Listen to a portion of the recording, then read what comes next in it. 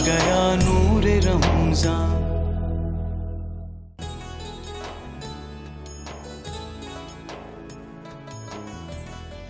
معزز خواتین و حضرات، السلام علیکم. نور رمضان کی لائیو افطار نشریات میں آپ سب کو خوش آمدید. میں بریک سے پہلے آپ کو بتا رہا تھا کہ آج ہم بات کریں گے پاکستان کی. پاکستان کیا ہے؟ پاکستان کیا ہے ہمارے لیے؟ یہ کیا خواب تھا؟ کس طرف جا رہا ہے؟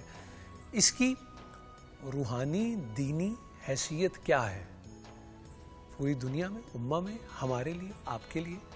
کیا وہ چیز جو ہمارے پاس ہمارے بہت قریب ہوتی ہے ہم اس کی قدر نہیں کرتے؟ ایسا ہے؟ یا ہماری قریب کی نظر کمزور ہو گئی ہے؟ مسائل کہاں ہیں؟ اس کے بارے میں بات کریں گے. میں آج آپ سے یہ درخواست ضرور کروں گا، ویسے تو آپ ماشاءاللہ خود ایسا کرتے ہیں، لیکن آج کی گفتگو ضرور سنیے گا بڑے غور کے ساتھ، بڑے محبت اور پیار کے ساتھ، کیونکہ ذکر ہے پاکستان کا. جی مولانا صاحب، پاکستان. بسم اللہ والحمد للہ والصلاة والسلام علی رسول اللہ. کہاں سے شروع کروں؟ کتنا ٹائم ہوگا نہیں سمجھ آتی. بہرحال زمین کا تصور انسان کے ساتھ، ٹھیک، لازمی بات ہے کہیں قرار پکڑنا ہے اس نے. زمین نہ ہوتی بیٹھ نہیں سکتے، کھڑے نہیں ہو سکتے. اللہ تعالیٰ نے ہمیں مختلف قبائل میں بانٹا ہے پہچان کے لیے. زمین پرت در پرت اندر کیا کچھ ہے زمین کے، لیکن زمین کے اوپر ہمیں اس نے احسن تقویم، ایک بہترین مخلوق انسان عزت کے ساتھ، کرامت کے ساتھ بنایا. ان انسانوں نے اپنے لیے بستیاں، گھر ٹھیک بنائے. ضرورت ہے انسان. پھر ہمارے ہاں زبانیں ہیں، بولیاں ہیں، لباس ہیں. اگر میں پوری تاریخ پہ جاؤں بڑا ٹائم لگ جائے گا. الغرض حب الوطن من الایمان، وطن کی محبت ایمان سے ہے. وطن کی محبت ایمان سے، یہ ایک حدیث بتائی جاتی ہے. ٹھیک، اس کا مطلب یہ کہ یہ ایمان کا حصہ ہے. مسلمان کے پاس اس کی شناخت، صفائی 19 ایمان قرار دی، یا اس کے لیے اخلاق یا دوسری باتیں. اسی طرح وطن، جس مٹی سے میرا تعلق، جہاں میں پیدا ہوا، جہاں میں رہتا ہوں، جس کی زبان بولتا ہوں، پہچان. ایمان کے حوالے سے تو مسلم ہیں ہم، وطن ہے سارا جہاں ہمارا. کوئی جغرافیائی قیود نہیں ہے. ٹھیک. ہسٹری دیکھیں تو اسلام نے جو سفر کیا اس ہندوستان میں، تقریباً 1000 سال مسلمان حکمران رہے، اور ان علاقوں میں رہے جہاں ہندو آبادی کی اکثریت تھی. ان علاقوں میں بھی بڑا پرامن ماحول تھا. وہ نفرتیں نہیں تھی. ایمان تھا، ایمانی غیرت بھی تھی، نفرتیں نہیں تھی. انسانی طور پر ایک دوسرے کو متاثر کرنا، اچھے اخلاق سے پیش آنا. مسلمان کا کام یہی ہے کہ وہ اپنے اخلاق سے متاثر کرے. پھر انگریز نے چال چلی. اس خطے کی خوبیاں، اس میں پائی جانے والی قدرتی نعمتیں، یہاں کے لوگوں کے جو انہوں نے دیکھے کہ جناب کیا کیا ان کے پاس اللہ نے دیا، اور پھر ہیرے جواہرات وغیرہ. پھر ساری دنیا کو مسالہ یہاں سے جا رہا تھا. انہوں نے کہا کہ یہ سونے کے انڈے دینے والی مرغی ہمارے پاس ہونی چاہیے. تجارتی راستوں سے، تجارتی طریقوں سے انہوں نے راہ بنائی، اور پھر قتل عام کر کے، ظلم اور بربریت کر کے قبضہ کر لیا. انسان کی فطرت میں آزادی ہے. انسان کی فطرت میں آزادی. اس کو جو کچھ ملا ہے وہ اس کا استعمال چاہتا ہے. ٹھیک. یہ اور بات ہے کہ عقل آ جاتی ہے تو استعمال کا طریقہ آتا ہے. ایمان حرام حلال کی وہ تمیز دیتا ہے. وہ لوگ جنہوں نے ہمیشہ کسی پر ظلم کیا ہے وہ جانتے ہیں کہ وہ کیا کر رہے ہیں. بے خبر نہیں ہوتے، وہ خبر نہیں ہوتے، جانتے ہیں کیوں کرتے ہیں. کس چیز کی تسکین، یہ میں نہیں سمجھ سکا. کھائے جاتا ہے بشر مل کے بشر سے دھوکا، سچ ہے انسان کی پہچان بڑی مشکل۔ بڑی مشکل۔ صدیوں سے سوچتے ہم تاریخ پڑھ کے ظلم کر رہے ہیں، پتہ ہے انجام کیا ہونا ہے، پھر کیوں کر رہے ہو؟ تمہیں کوئی چیز چاہیے، اس کے حاصل کرنے کے 10 طریقے۔ 10 طریقے۔ بہرحال یہ انسانی تاریخ۔ پھر وہ وقت آیا کہ اسی قوم سے لوگ اٹھے، ہندوؤں میں سے بھی ان کے لیڈر اٹھے، مسلمانوں میں سے بھی۔ مسلمانوں کے پاس علمی اور سیاسی قیادت بہت اچھی تھی، بڑے اچھے اچھے لوگ، اور سب سے بڑی بات مخلص۔ وہ کسی کے اعلی کار نہیں تھے، ایجنٹس نہیں تھے۔ نمبر 1۔ دوسرا یہ کہ ان کو لیڈر کسی اچانک بات نے نہیں بنا دیا تھا، ہوتا نا اچانک ایک حادثہ ہو گیا، کسی واقعاتی کیفیت نے نہیں، وہ ان نامساعد حالات میں خود یہ جو تحریکیں جس لیڈر کو جنم دیتی ہیں نا، اس کا ولولہ اور ہوتا ہے۔ بالکل ٹھیک۔ پھر انہی میں مسلم لیگ قائم ہوئی، اور تحریک پاکستان کے قائد اعظم محمد علی جناح، ان کو کتنے اچھے رفقا ملے، علامہ اقبال، محمد علی، شوکت علی، ایک افراد کی لسٹ ہے جو پتہ نہیں کتابوں میں ہی رہ گئی، اس کے بعد وہ کردار نظر کیوں نہیں آئے نہیں معلوم۔ بہرحال ایک ولولہ تھا کہ ہم نے آزاد ہونا ہے۔ ہندو بھی آزادی چاہتے تھے، مسلمان بھی۔ ہمارا یہ تھا کہ ہم دینی طور پر، چونکہ ہندو سے الگ تھے، الگ قوم، خاص ہے ترکیب میں قوم رسول ہاشمی۔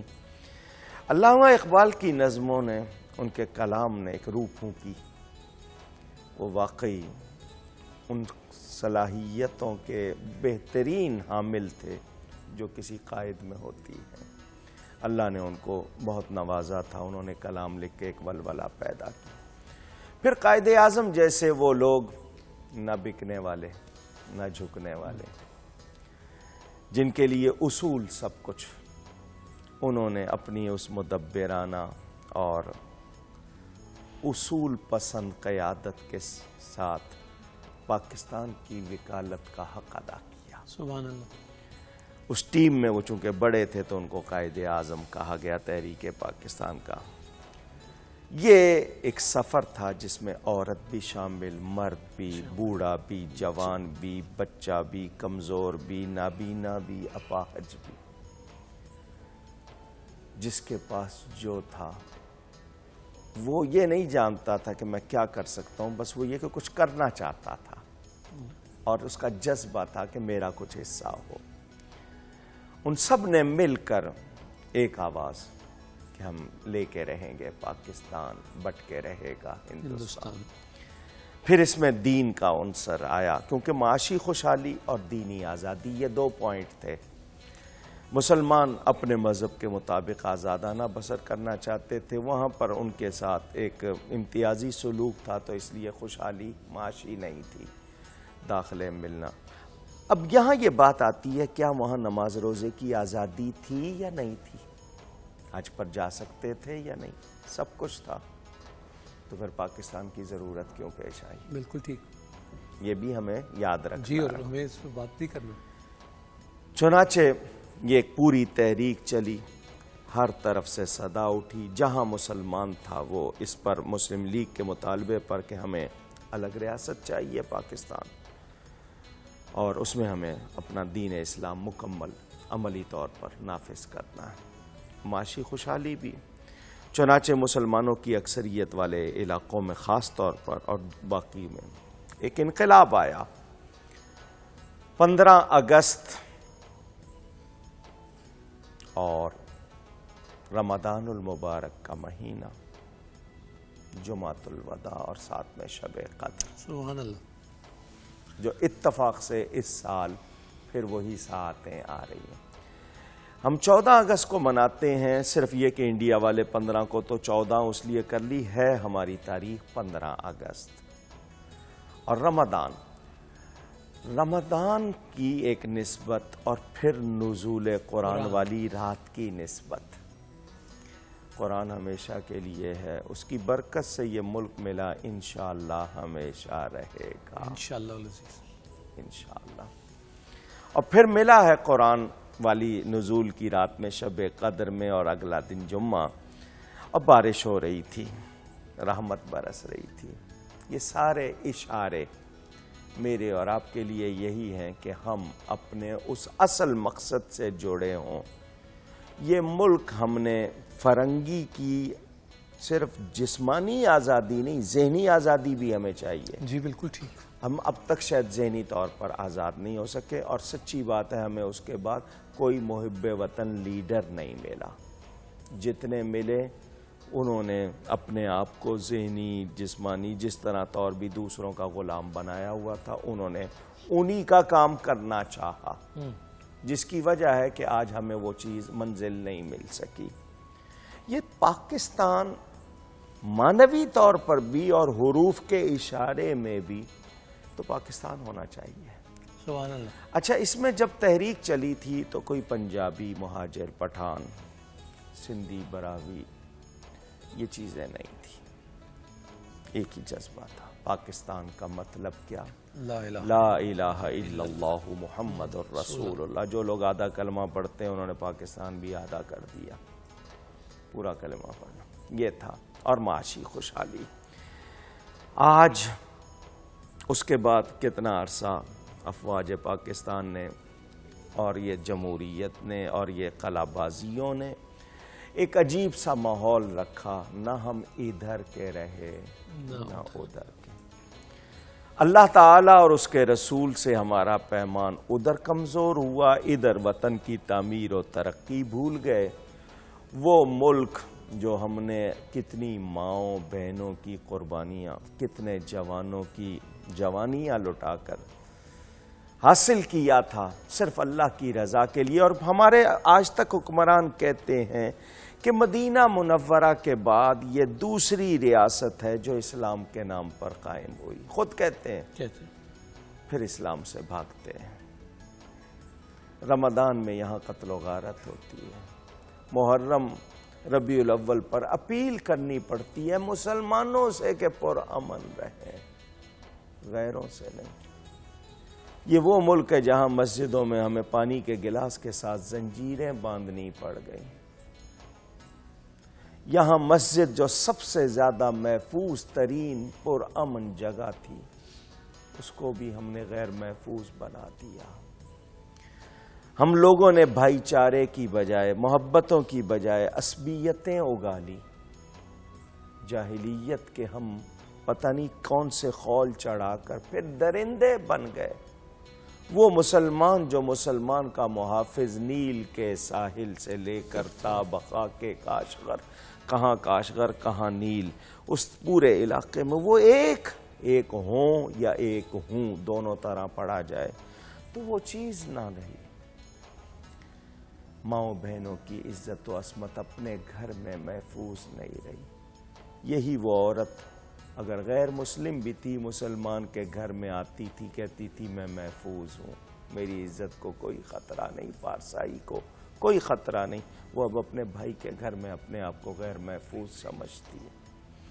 اس کو وراثت سے محروم کیا گیا، اس کو قاری کیا گیا، اس کو ونی کیا گیا، قرآن سے شادی صرف جائیداد بچانے کے لیے۔ کسی کو ہم اپنا داماد کہیں ہمارے لیے توہین ہے۔ کیا میرے نبی کی بیٹیاں نہیں تھیں؟ انہوں نے ان کا بیاہ نہیں کیا؟ یہ عجیب سے آج منزل سے دور، اس کی وجہ نہ ہمارے ہاں رمضان کی قدر رہی نہ قرآن کی، تو پاکستان کی کہاں سے ہوگی؟ نہ ہمارے ہاں رمضان کی قدر رہی نہ قرآن کی، تو پھر کیا پاکستان کی؟ آپ ویسے تھوڑی دیر کے لیے اگر حیران ہو رہے ہوں تو آپ سوچ رہے ہوں گے کہ مولانا صاحب بیٹھے ہیں دینی مسائل پہ گفتگو کرتے ہیں، آج پاکستان کی کہاں سے بات آ گئی؟ آپ کے سوال کے اندر ہی جواب ہے خواتین حضرات۔ ان کو جب ہم نے علیحدہ کیا تو ہمیں بہت سے مسائل کا سامنا کرنا پڑا ہے، ہمیں اپنے رستے پر واپس آنا ہوگا اور آئیں گے انشاءاللہ العزیز۔ ایک سپریم بریک کی طرف بڑھیں۔ میں آج کالر سے بھی یہ درخواست کروں گا کہ اسی موضوع کو لے کے آگے بڑھیں، کوئی سوال آپ کے ذہن میں تو کیجئے، جو حاضرین ہیں وہ بھی کریں۔ آج بات کریں ہم پاکستان کی. ایک سپریم بریک کے بعد آپ کی خدمت میں حاضر ہوتے ہیں.